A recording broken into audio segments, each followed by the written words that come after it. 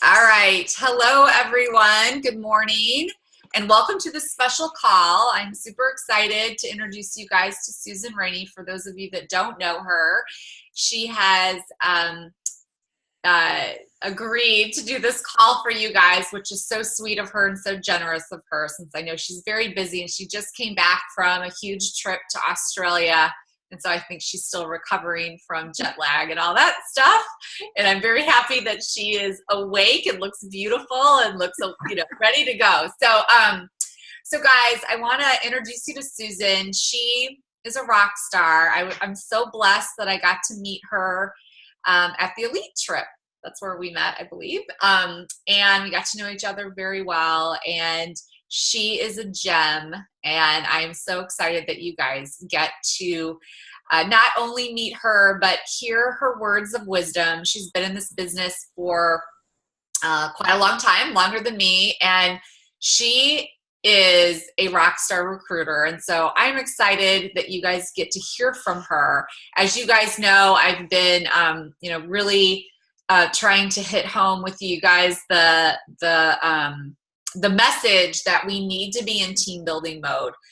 We need to be in team building mode now through September and honestly through the end of the year to really be prepared to fully leverage and benefit from what's to come in the fall that we can't tell you about. But you guys need to be, recruiting and having new blood in your onto your teams, and then also having full funnels going into October. So without further ado, you guys hear me all the time, so I know you're sick of me. So I'm going to turn it over to Susan, and she is going to share some important little tidbits with you guys today. So Susan, take it away. Thank you, Carrie, and congratulations to you all for earning this call. I absolutely am crazy about Carrie. We were instant BFFs, Adwater and Maui, and just continued to party on in London. And so she's been a treat. So I'm tickled to have been asked to join you guys, and a huge congrats to you all for earning the call. To tell you just a little more about myself, I'm sure you hear maybe just a tiny accent. Yeah. So I'm from Alabama. I know you're probably incredibly shocked. And I have partnered with the doctors about almost 7 years ago. So August will be my 7-year road anniversary, which is really hard for me to wrap my head around. And my background was not at all in sales or skincare or anything of the above. And I was a tremendous skeptic. As a matter of fact, I've not met a bigger skeptic than myself in almost 7 years. So I love skeptics. They're my very favorite people. And even the husbands, it's just the real, jackwagon husbands. Those are the best. We just have like a soft spot right here. But I was introduced to the business by an acquaintance, and I had ignored her messages. I was that person that you could tell had read the message and didn't respond. We all love those people, and I was one of those. And then one day the phone rings from a number I didn't recognize, and I accidentally answer it. Guess who? It's her. And she says, before you say no and before you hang up, just hear me out. I'm thinking, great, I'm caught. So I really was kind of glazed over. I had just finished my second round of graduate school. I was a clinical researcher for the federal government, and I was also had been a kindergarten and second grade teacher. So at the time, I just finished, like I said, my second round of grad school and was headed to Harvard to get my JD and my PhD in a dual program. So when she was calling me, I was really on my career track and was not looking for anything. And I certainly didn't have time for anything else. And the one thing that really got my attention were the clinical studies, because at that point, it wasn't her opinion or my opinion. And it was hard to argue with fact, especially if that was my area of expertise. So I literally decided that, just to be polite, I would take it to the most successful but conservative fiscally entrepreneur that I knew, which happened to be my father. And 2 days later, he called me back and he said, you're an adult. You can do what you want. If the clinicals are what you say they are, then if it does a tenth of what it's projected to do, you'd be crazy not to hop on board. And I thought, great. Now what? Because I just knew she was going to call me back, and I thought he was going to be my out. So he really jacked me up on that too. But I literally did. I took a leap of faith. Month 2, I hit level 5. And then by month 3, I had replaced my income with 2 master's degrees and retired when I was 30.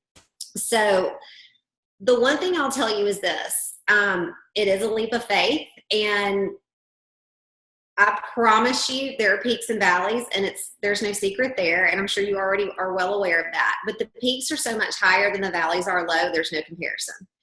And it doesn't mean that there's not crummy days or weeks or even months, or that I've never been in a slump or any of the above. But it's so worth it in the long run, and it's all about mindset.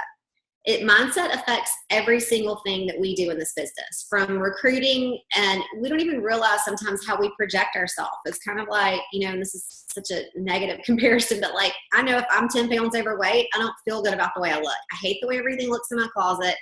And, even though somebody might say, oh, you look nice, you don't feel like you look nice. And it's the same thing with this business. When you're sharing it, how you feel about the products, you first of all have to be a product of the products. But, I coach my team to lead with the business. The opportunity is everything revolving around the opportunity. So if you lead with the products and someone's not interested, you have nowhere to go. I mean, what are you going to say? Oh, well, now let me tell you about this incredible opportunity. Doesn't exactly go over so well. So if you lead with the business, if they default to the products, then that's fine. It's a win-win. But the other thing that you have to remember too is, and some of you may have seen my daily experience, I talk about Tiny Rita. So it's their interest, not yours, is what Tiny stands for. And Rita is recruiting is the answer. And if you will keep that in mind, it's going to change your recruiting game. Now, you have to have the right mindset. You have to have belief. You have to have just this much belief in yourself. You don't have to have belief in the products. You need to use them. But it's not your opinion. It's not my opinion. The products work. There's clinical studies. So take that off the table. And it doesn't matter who argues you into the ground about the products. They're still not going to be able to argue with clinical research. So that's a given. So you can have positive belief there. The business works. There's not just one person who's been successful in this business. There's not just 2 or 20 or 30 or 50.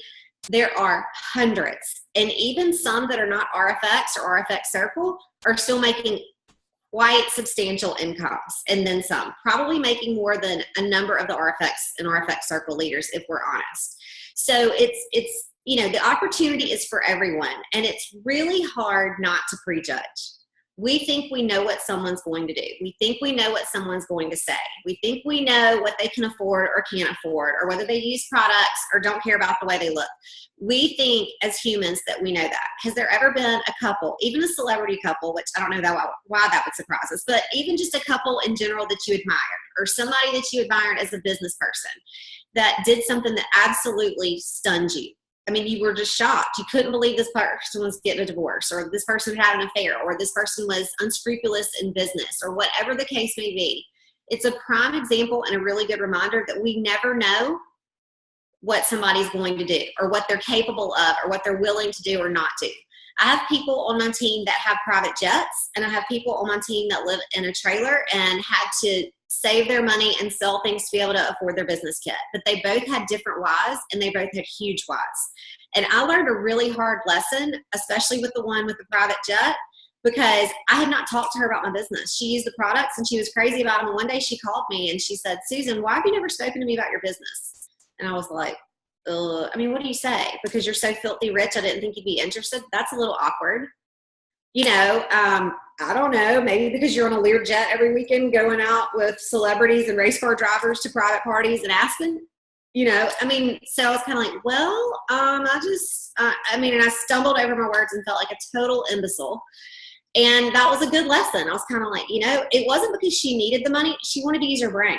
She wanted to have her own money. I mean, she had an unlimited spending fund. I mean, her husband didn't care. She could write a check for whatever she wanted, but she wanted the social interaction.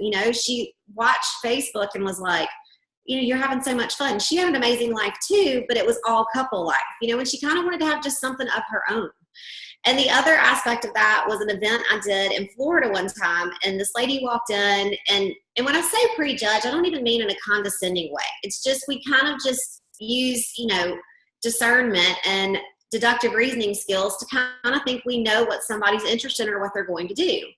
And she walked in, she was dressed, I just thought she was there to do somebody a favor. She didn't look like she had her hair done probably in 2 years. And I don't mean it ugly. I just meant, she just really looked like she was there to do somebody a favor. She looked like she had a tough life. And I did the event, and after it was over, just like I always do, I'm like, if anybody has any questions, I'd love to tell you more. And she came up and wanted to talk about the business. And I was thinking, oh, well, that's great. She's in business. She bought a $9.95 kit and didn't bat an eye. And I got in the car and sobbed on the way home. I really did. I felt so bad. And it really wasn't like I wasn't prejudging her in an arrogant way, but I was like, you know what? That's a good lesson. That I don't know what's going on, in somebody's life and what they can do and can't do, but her why was huge. She was a security guard at the Air Force Base. She had a son. She was from a very abusive marriage, had gotten her son out of the situation and was trying to put him in private Christian school to put him in a safe environment because the public school system there was bad. And it was just a really good lesson. I mean, I know those are two extreme examples, but it's just reminders that I always share to not prejudge on opposite ends of the spectrum. My business has been built on 90-95% acquaintances and strangers. I am a lifestyle prospector extraordinaire. So I did not have this huge family and all my girlfriends and, friends from college that joined me in business. My very best friend who I took to Maui that Carrie met did not join me in business still. We finish each other's sentences. We have sent each other the same greeting card in the mail over the course of 20 years. Like for no occasion. It's not like we picked out the same birthday card or like randomly sent each other the same card and it crossed in the mail 3 different times in 20 years. How often does that happen? Trilly will show up in the same outfit. She hasn't joined me in business. She has not joined me in business. I mean, everybody's like, oh, she's going to join you. I was like, just wait. Still has not. I took her to Maui on the elite trip. Really? I'm like, give me the gifts back. You don't need any of that stuff. You don't need branding. I'm kidding. I didn't do that. But that's a prime example. So you can't hold you can't hang your hat on family and friends. If you can, that's amazing. Consider that a bonus. But I love to lifestyle prospect because here's how you have to look at it. It's mindset, first of all. What have I got to lose? If they act like I'm crazy or, shoot me down, I don't care. I'm never going to see them again. So what? And if they join me in business, even better. Last July, or actually it was like the last week of June, I was getting my nails done, and there was a cute girl that walked in next to me, and she was adorable. And we were both getting the same nail color, which is funny, buddy. And so for some reason, she had different color skin, and so it looked pretty on her skin. Like I just like the way it looked better on her. This is going somewhere, I promise. So I said, what color is that on your nails? And she was like, funny, bunny. And like turned around, I was like, oh no, it's not going to end there. She just doesn't know it yet, but she's going to be my best friend before she leaves here. So I asked her another question. She answered the question, turned back around, and I was like, she does not understand. I mean, this is going to be a forced friendship, and she just doesn't get it yet. But it's a relationship business. Everything we do is a relationship business. So we chit-chatted and talked and stuff. But what the whole problem was that she had moved here from Cincinnati, and girls had not really been nice to her. They had not been real receptive in the South, and so she was skeptical. And, she just didn't know, who she could trust. And there are different personalities from the North to the South. And so it was just, she didn't really know how to take it. So I never mentioned her dating fields, ever. And so we chit-chatted and stuff. And I was like, well, when I moved here, it's not always the easiest thing in the world. And she's a really adorable girl. And I was like, people are probably threatened by you. And that's just how women are in general. I said, but there's good people too. So I said, let's go to lunch. I'd love to, take you to lunch. She's like, okay, perfect. So I said, here, let me just shoot you my contact. And so I got her number, shot her my contact, and I said, and feel free to, friend me on Facebook if that's something that you'd be comfortable doing. She's like, okay. So she does that right then. So then she was watching my story. So I at the time was heading to Colorado, and I said, all right, I'm going to be going to Colorado, but when I get back, we'll go to lunch next week. And she's like, okay.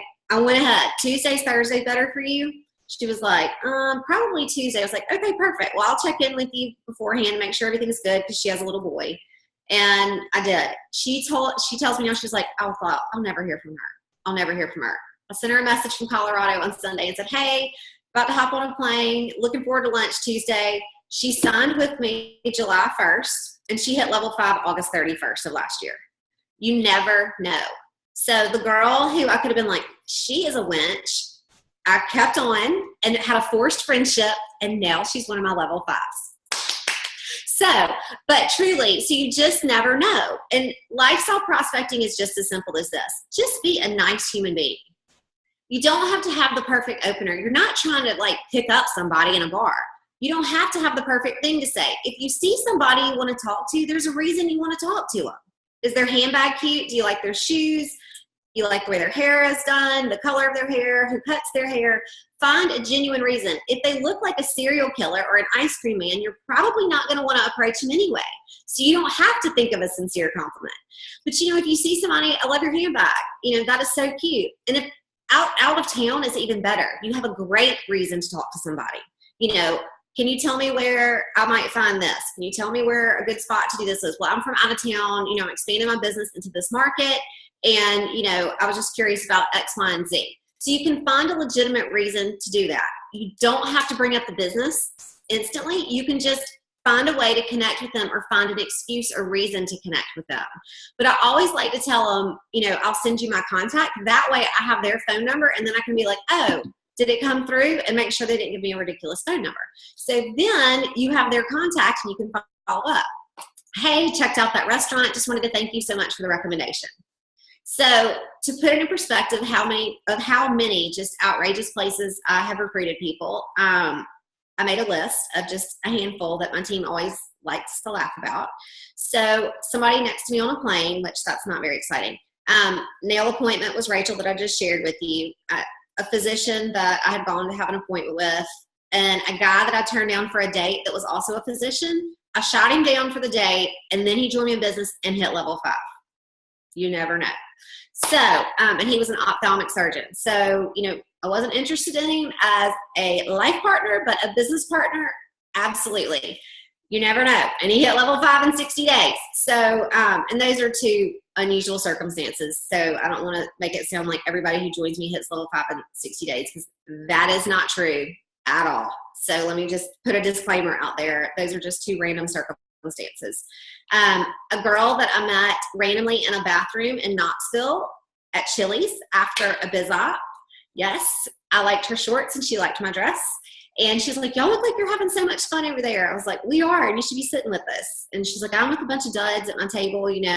She met me at my hotel the next day, joined me in business. She had been a teacher and was looking for something, and it was over the summer. So honestly, you just never know. And then I rear-ended somebody in Tennessee also, and they joined me in business. So my one and only rep, it was a fender bender or a love tap, and they actually ended up joining me in business. So again, don't prejudge. You just never know.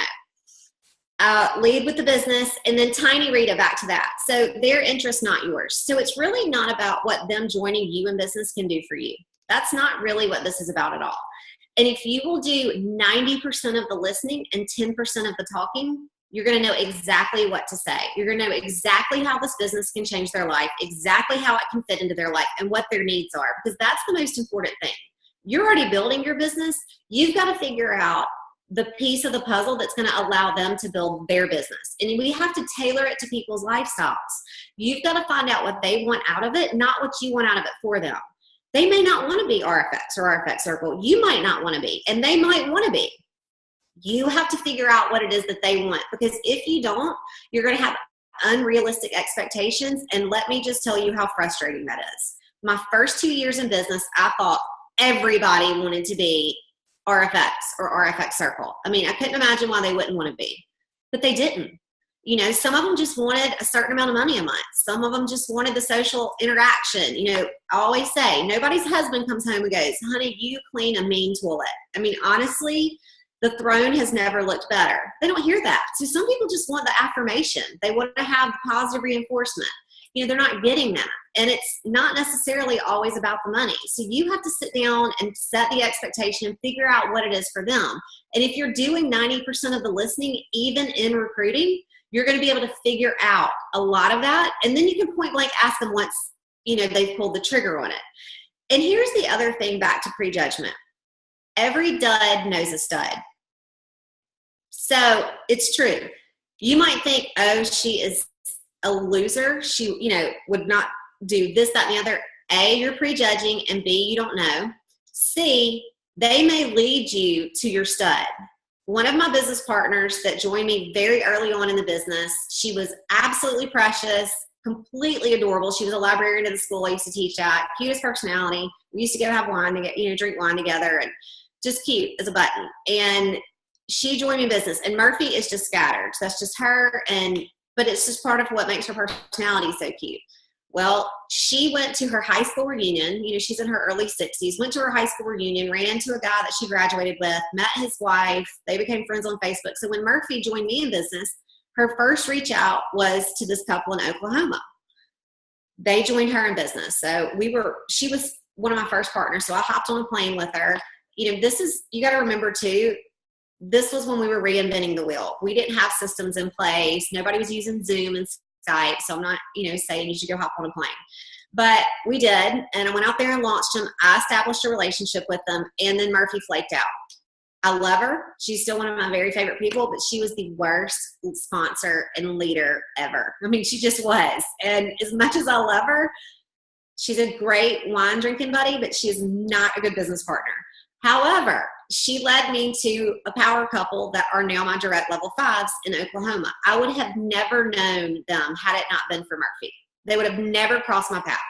One of my largest teams is in Oklahoma. It's a power leg for me. And as a result, a huge part of my Texas team comes from there as well. But that's the power of every dud knows a stud. So even though Murphy was a dud, she led me to a stud. And they're, about to be in their Lexus, and they've got a girl that's going to hit Lexus probably the same month directly under them. And it's just a prime example of not to prejudge. So, and I really didn't have time to prejudge Murphy in the beginning because I was so new. I didn't know anything about prejudging. I didn't know anything about anything. We've made every mistake and fumbled forward, the whole way through. So here's what you'll remember. If you'll just remember this, it'll help you. If you will put others first, yours will come. Because we really do rise by lifting others. And if you're putting their interests first, this business really is so much more than a paycheck. The trip to Australia was incredible, but the relationships that were built there, I've not made a cent on Australia. I've actually spent far more than I anticipated. But I will tell you, it was more than a paycheck. It was more than skincare. It was more than a business opportunity.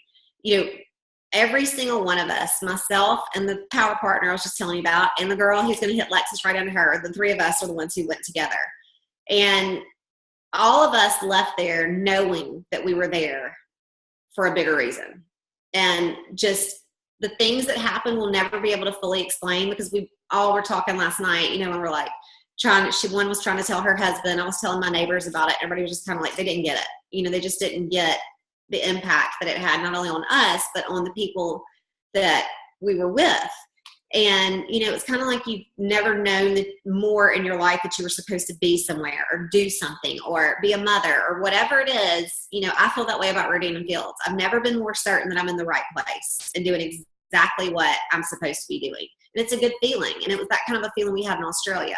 But that's what I'm talking about. If you put their interest first, and I don't mean in a monetary sense, I just mean find out what it is that they need. Find out what it is that's going to make a difference in their life. They said when we had the Great Recession that $500 a month would have made a huge difference in so many people's lives and kept homes out of foreclosure. $500 a month. That's doable, guys. If people are hitting EC or $600, they're getting approximately a $200 paycheck. You can help somebody get $500 a month. And if they can get $500 a month, why can't they get $1,000? It's residual income. It's going to compound and build. And if they're having people join them in business, all of that's going to exponentially grow. You look at business partners as horsepower. Think about what you get done in the yard and think about what 5 people get done in the yard. It's all about spreading the love, spreading the wealth. And why not bring somebody with you? Because it's not if it happens, it's when. If you will be coachable and trainable and willing and just stay the course, I can't tell you when it's going to happen for you, but I'm going to tell you it will happen. You have the same exact products, the same exact business opportunity that I have and that Carrie has and that Sarah Robbins has and Romy Neustadt has. We all have the exact same products and the exact same business opportunity. The only variable is us. And that goes back to mindset and belief.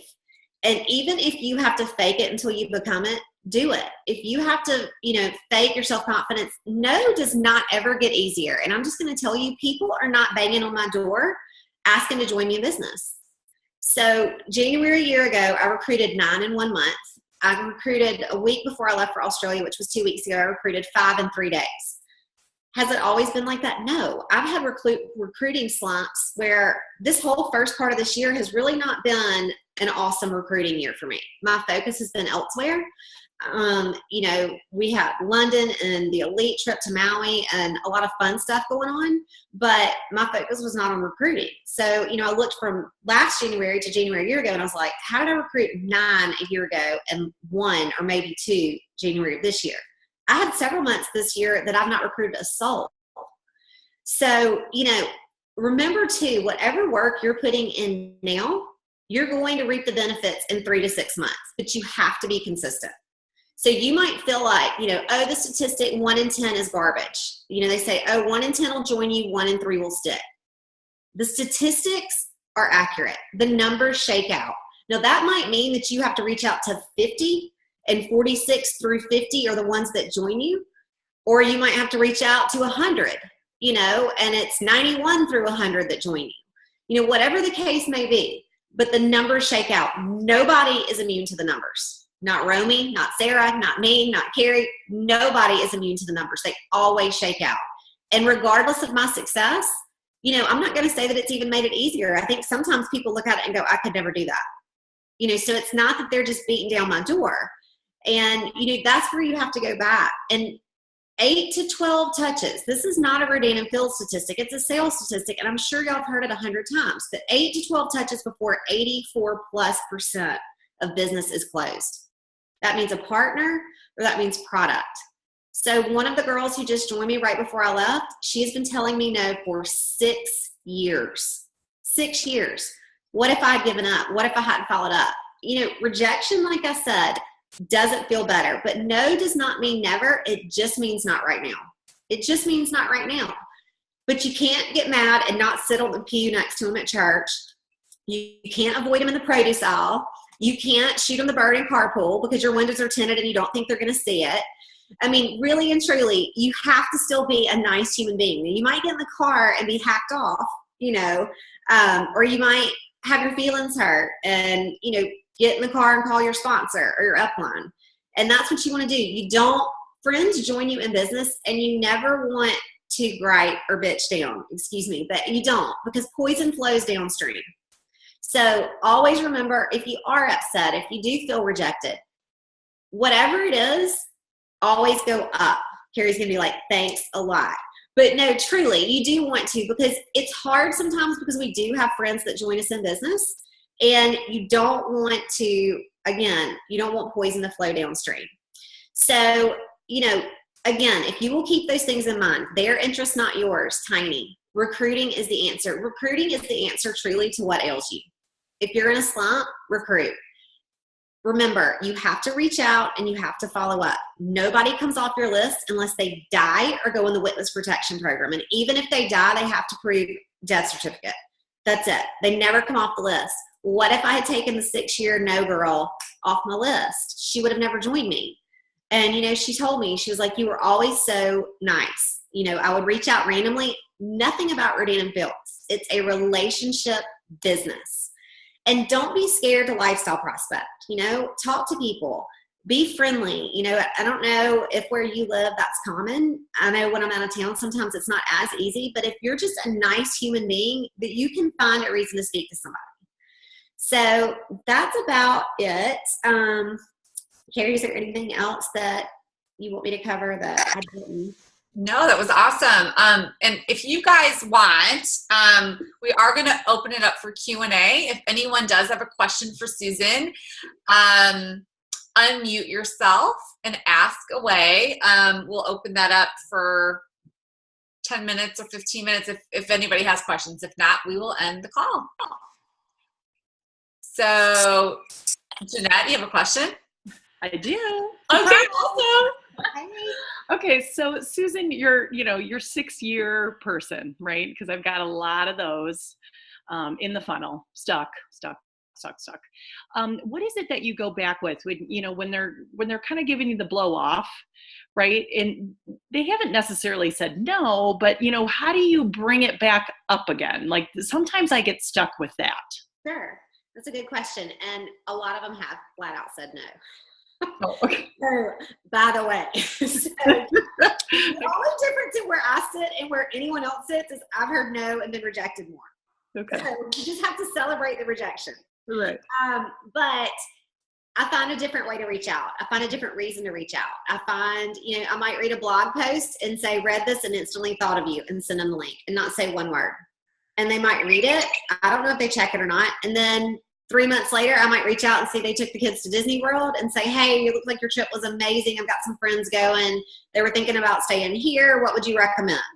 I don't even say anything about Rodan and Fields. And my next 2 reach outs might not say anything about Rodan and Fields, but I'm going to make sure that I go comment on one of their pictures, and have some interaction there, because 1 to 2% of your Facebook friends are the only ones that see your post. Right.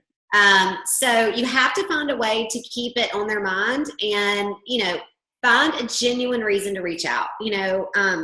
Love the shoes you had on or the dress that you had on. We're about to go on vacation. I'm looking for something similar. It's great looking. Do you mind sharing with me where you got it? Then, when a new product comes out, say, hey, I know we chatted before, but we got a new product coming out. It's X, Y, and Z.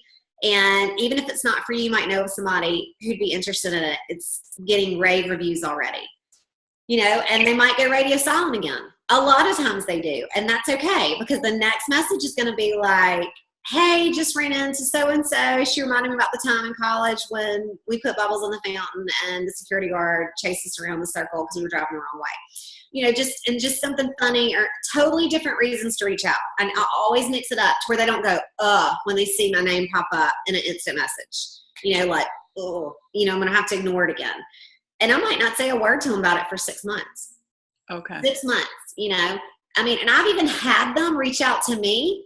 I had it happen actually day before yesterday. A girl that is a product user and loves it. Took her 5 years to get on the products. She's a nurse.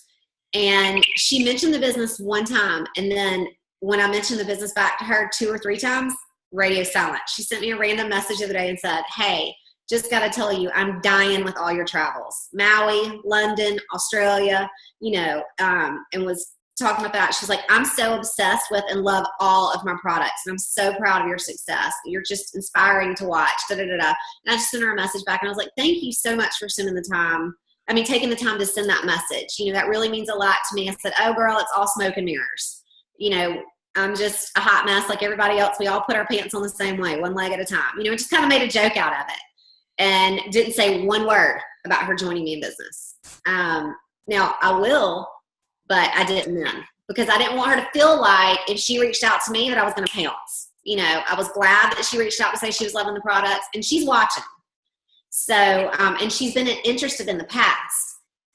I'm not in the convincing business, and you don't want to be either in anything you do. I'm not begging anybody to join me in business. And mentally, I would never say this to anybody, but mentally I kind of tell myself, if they're not smart enough to get it, then that's on them.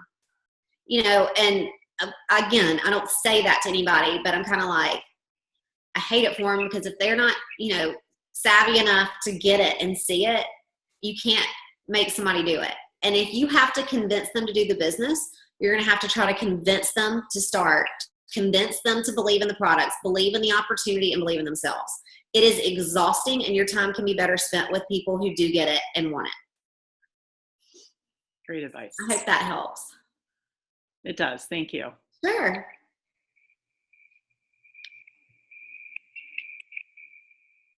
Any other questions? Anyone else have a question for Susan? Jeanette comes up again. I don't know. That's just what's going on with my screen. I just love to talk, right? Yeah. But I just wanted to, it ties into last night. It just happened to me. Susan and I own a salon, and I'm a hairdresser. Not that you can tell today, but one of my clients who I've been dripping on for a long time, and she actually even came to a team member's Lexus party. And she said to me, she sat down in the chair, we were talking about her hair, and she says, I just want to thank you for always inviting me. She's like, you're so not annoying about it. And it was really sweet. But I mean, this girl, it's like, I don't know how much more time, but it felt good for her to say that to me. And I said, oh yeah, of course, Stephanie. I said, I'm always inviting you to things, and whenever the timing's right, so that was really nice to hear back. You really don't hear that back from a lot of people, but so her timing is just not right. And so I guess I wanted to share that with others on the call. But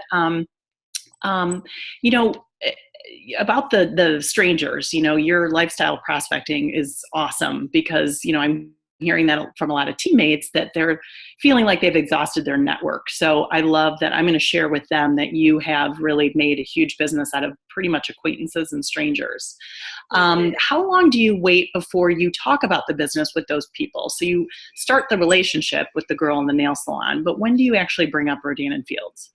So that day we went to lunch the first time, well, she'd seen my Facebook post and she had used an eye cream from somebody in Cincinnati or Charlotte. She lived in Charlotte after Cincinnati. And so she had bought an eye cream just like off of somebody, and she liked it, but she didn't connect with the person. The person was abrasive in how they work their business. And, it matters who you hear about the business from too. And, because you can't pick your family, but you can pick your friends and business partners in this business. And it's important. So I always say to mirror somebody's personality. I don't mean be somebody you're not, but if they're not, like me and animated and excited, then I try to tone it down a little. I try to pump the brakes just a little and not be, because they might be like, I cannot do this. She is far more excited about this than I can ever imagine. So I just kind of tone it down a little. Again, I'm still myself, but I kind of tone it down just a little bit. But it kind of just is going to happen organically. You're going to find a natural way to segue into it, because here's a good thing to do too. Normally, when you ask somebody what they've been up to or what they do for a living, it's a reciprocal conversation. Normally, not always. And if it's not asked in return, then you can sometimes, and a lot of times, find a way to connect with a piece of their story. And then you can say something along the lines of, I know exactly what you mean. I find the same thing in my business, and, blah, blah, blah, blah, blah. There's something in that story you can connect with. And you just have to make a connection. It reminds me of when I was teaching, and, we talked about connections when I was teaching kindergarten. That was one of the first things kids made. You made them connect with the story, find some part of the story that they connected with. And it's the same thing for us, and I know that kind of seems like it's dumbing it down, but mirroring somebody's personality is going to help the conversation be more organic. And I don't mean act just like I'm like Mr. Roboto. I mean, that's not what I'm saying. So let me be abundantly clear. But I just mean, like I said, if they're a little bit more low-key, try to pump the brakes a little and be a more low-key version of who you are. If they are very animated and a strong personality, not that you want to be argumentative, but you want to stand your ground. You don't have anything to back down on. You don't have any reason to tuck your tail with this business. I literally tell my team, you put it on your face and you tell the truth. You tell the truth about the opportunity. You tell the truth about the products. There's a lot of peace and a lot of freedom in that. I never have to sugarcoat to keep my story straight. And there's a lot of peace and freedom in that. And you never have to remember what you've told somebody. You don't have a rehearsed canned speech. I tell my story, even my personal story, it's going to be a little bit different every single time. Same content, but a little bit different. And when you're talking to somebody, it's going to organically come up somehow in the conversation. And if it doesn't, you have to find that one little thing that you can connect with to drop a hint about your business. And you don't have to say like, oh yeah, with my Rodan and Fields business. No, I mean, don't go to Nerdsville with it, but just kind of be like, I find the same thing in my business, or, I have a salon, but I also have another business that I've started 2 years ago, or, whatever. And it was just a perfect fit. I have an entrepreneurial personality, and, it's hard to pass up a good opportunity when you see it. Dangle the carrot. Less is more. If you tell them too much, there's nothing for them to ask. You want to leave it open-ended to where they're asking you questions. Or you want to just dangle that carrot to where you tell them just enough, but you don't tell them enough to fully understand, to where they have to ask a question. That's great. Thank you. You're welcome. But, I think a salon is such a perfect place. I've never understood why more salon owners and spas don't do it. You have a captive audience. What are you going to talk about? What celebrity's getting divorced, or your new side gig, or your additional stream of income that's going to replace your salon income if you so choose. It's not that you have to, it's that you can. And, I tell people too, you don't have to do this business. You get to do this business. We all get to do this business. And, again, that goes back to mindset and just that shift. So I hope that helps a little. Yeah, thank you. Sure. Okay, Carrie, I'll mute now. No, it's great.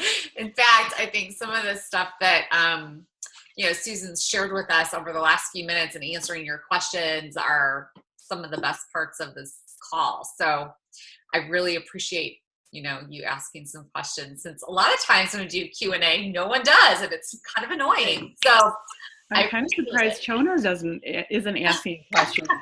Where are you, Chona? I have a quick question. Yeah. And it probably ties along with what Jeanette just asked, but I've had people approach me asking about the products that they've heard through the grapevine that they're interested in, which is wonderful. But how do I make that transition to then talking to them about the business? Just the same way, talk to them and try to find like the common denominator to like tie that into the conversation? So that's a great question. And this is a breeze. Okay. Okay. So if you're already interested, you've already gotten the hard part out of the way. So you've already got the default part handled. Like I said, lead with the business so you can default to the products. You've already got that covered. So you've really got them in your hip pocket. Because at the worst, you're going to get them as a customer. Right. The next thing is you're going to tell them, oh, you're going to flip over the products, but I just got to tell you, I would be doing you a disservice, or I would be remiss if I didn't tell you about the opportunity, because you can get the products at cost and have a play check or a paycheck, whatever you decide, and we can tailor it to work around your life. So I am happy to sell that to you as a customer. Don't get me wrong. And I certainly would make more money if you purchase as a customer, and you would save some money too. However, the business opportunity is almost a no-brainer when you hear about it, or is essentially a no-brainer. So then you planted a couple of seeds. You're getting a deeper discount. You're getting it at cost. And you're basically saying if you don't do it, you're an idiot because it's a no-brainer without saying it. Okay. Okay. And you can, but that's just how I talk. So it's just kind of casual. But if you act like you're doing somebody a favor, you are really doing them a favor. So it's really not like a bait and switch. I mean, you are doing them a favor, but if you come at it like a friend instead of like, oh, let me tell you about the business. I mean, Right. no, don't do that.